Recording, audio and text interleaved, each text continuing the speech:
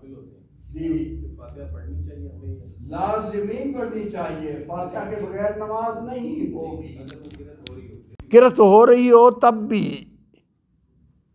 میں نے پچھلے مسئلے میں پچھلے درس میں بڑی وضاحت سے یہ بات کہی تھی کہ نبی صلی اللہ علیہ وسلم نے خود آرڈر دیا ہے کہ جب میں اونچی آواز سے قرت کروں میرے پیچھے نہیں پڑھنا سوائے فاتحہ کے۔ فاتحہ اس وقت بھی پڑھنی ہے جب میں اونچی آواز سے قرت کروں، اس وقت بھی پڑھنی ہے۔ کیوں؟ اس کے بغیر تو نماز ہی نہیں ہوتی۔ ہاں سبحانک اللہ چھوڑ دیں، اگر قرات ہو رہی ہے تو اعوذ باللہ من الشیطان الرجیم سے شروع کرتے ہوئے بسم اللہ پڑھ کر الحمدللہ پڑھنی شروع کر دے اور سبحانک اللہ ترک کر دے، تاکہ ایسا نہ ہو۔ ایک تو یہ ہمیں اجازت ہی نہیں ہے، جب کوئی قرآن امام جہری پڑھ رہا ہے تو اس کی اجازت ہی نہیں ہے۔ عجیب اتفاق ہے، سچی بات ہے، ہم کتنے الٹ چلتے ہیں۔ سبحانک اللہ جس کا بارے میں اجازت ہی نہیں ہے، وہ مقتدی جو کہتے ہیں کہ امام کے پیچھے پڑھ کے چپ ہو کے کھڑے ہو جاؤ، وہ پڑھاتے ہیں۔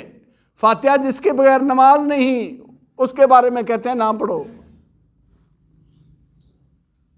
ایسا لگتا ہے جیسے بالکل دین کے برعکس۔ حالانکہ اگر قرآن پڑھا جائے تو کچھ پڑھنا جائز نہیں، سبحانک اللہ کیوں جائز ہو گیا؟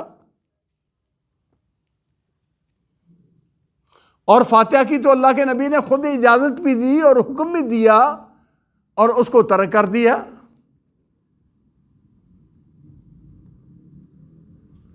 میں عمداً ان چیزوں کو زیادہ اوپن نہیں کرتا تاکہ کوئی کسی کے دل میں یہ نہ ہو کہ یہ مذہبی ایک رنگ ہے، یہ فرقہ واریت کی بات ہے۔ لیکن اگر آپ نے پوچھی ہے تو یہ بات میں کھولنے لگا ہوں کہ سبحانک اللہ پڑھاتے ہیں کہ اللہ اکبر کہہ کے سبحانک اللہ پڑھ کے چپ ہو جاؤ، اور سبحانک اللہ پڑھنے کی کس نے اجازت دی ہے؟